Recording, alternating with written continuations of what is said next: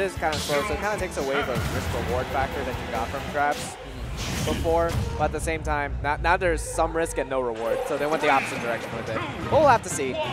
Gonna get this thing started here with ImHip's Olimar, of course. I don't think I've ever seen him switch off to anything else, to be perfectly honest. Well, he has duck and dodge still. He does? Yeah, but I've literally never seen it. well, he played it yesterday. MSM. Oh, okay, okay. Yeah, against SpecBot. Oh, okay.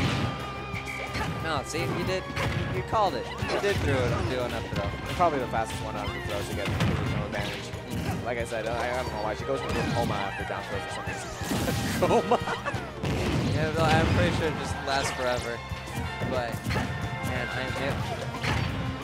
It's so hard to deal with these Pikmin now, especially Monique, the purple one. Like, she does so much pressure.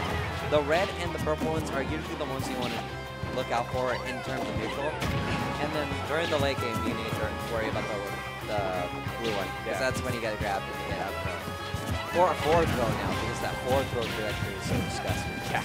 I mean, Olimar's throw game, especially the high percent, still pretty good. Oh, but back air with Monique, you called her? No, that's the red one. That was red one? Okay.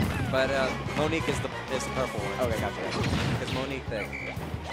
Well, he tried to do back throw into kickflip. I'm sure if you DI'd in, that might have been somewhat true, but didn't quite happen there. Ooh, but a great parry from Rival, actually, keeping his positional advantage, and this boost kicks the red Pikmin out of the way. Yeah, I think he was trying to get the neutral get up from ImHip.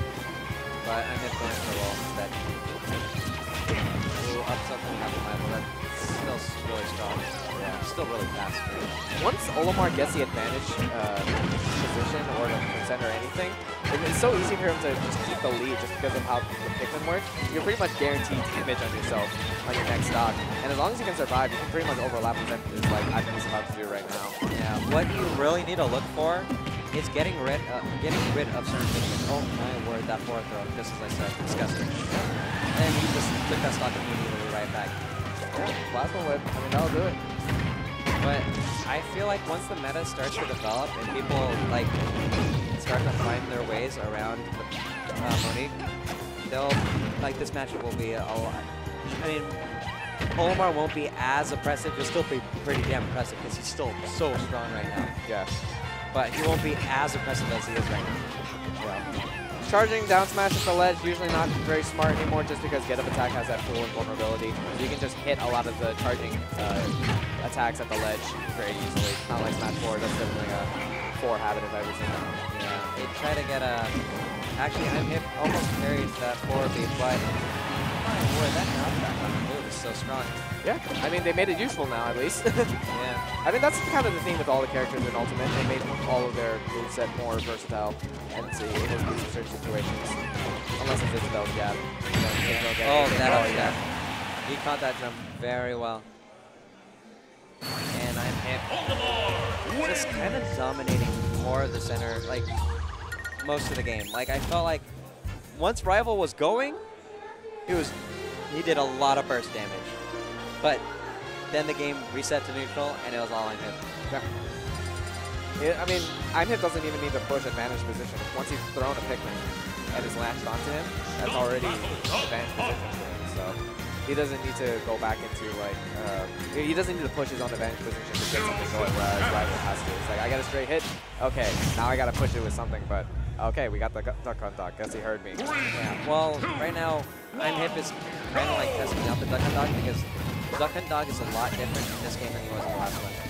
Yeah, he's better. In my opinion, anyway. You know, sometimes yes, sometimes no. Like, a lot of the can stuff is kind of nerfed. And, like, inherently, the game made can a lot worse. And because of the way balloon effect works, it's harder for duck and dog to get his can confirms. And, like, you need to be practically perfect with the can in order to hit him with it. And that's kind of like where he got most of his skills anyway. This game is more about the frisbee. Yeah, the frisbee is so strong. The frisbee, you could have got another like 1 or 2. Yeah, what I've seen people do like clay vision to clay vision to clay vision, like they'll just stack it on top of each other. Yeah, but that's more of something you need to practice. But like right now, you can't do those multiple clay visions because it's so high in percent. Right. But like it doesn't matter because you probably should have been able to confirm that into like an upper or a backer. trying to navigate around the projectiles, but ImHip is just content to just run away, get behind the can, throw out the wild gunman, and set back to neutral, and again, just getting that extra damage on this next stock here. Really only taking 36 himself. Yeah, I'm pretty sure that play bit in the upstand is optimal at like 0%, you know? Because like you can't really connect anything later. I mean until later. Because you still need enough like percent to like be able to combo it. It's like a mid percent now. Contrary to popular opinion. Wild gunman tries to force out the jump and uses the can. I like it to get rival while he's in the air. Actually, ImHip using all that pressure, and he accidentally full hop instead of for hop, and that stopped the quick bit from connecting. But he got the down angle on the forward smash. Yep. And that covered the ledge. Yeah. I mean, in this game, if you're in the high percent, you still lose your invincibility much faster. So, why did he do that? I mean, maybe he knew that he wasn't gonna die from it. So, I mean, that works out for him. And using the can to defend him. Oh, yeah. Oh no, that was not what he wanted, and he got 3 stuck. He thought he was gonna snap the ledge or something. Yeah. Oh boy, 3 stocked. Yeah, 3 on a character experiment. That's never gonna feel good, man. Well, it's kind of an experiment. Like he still knows the character.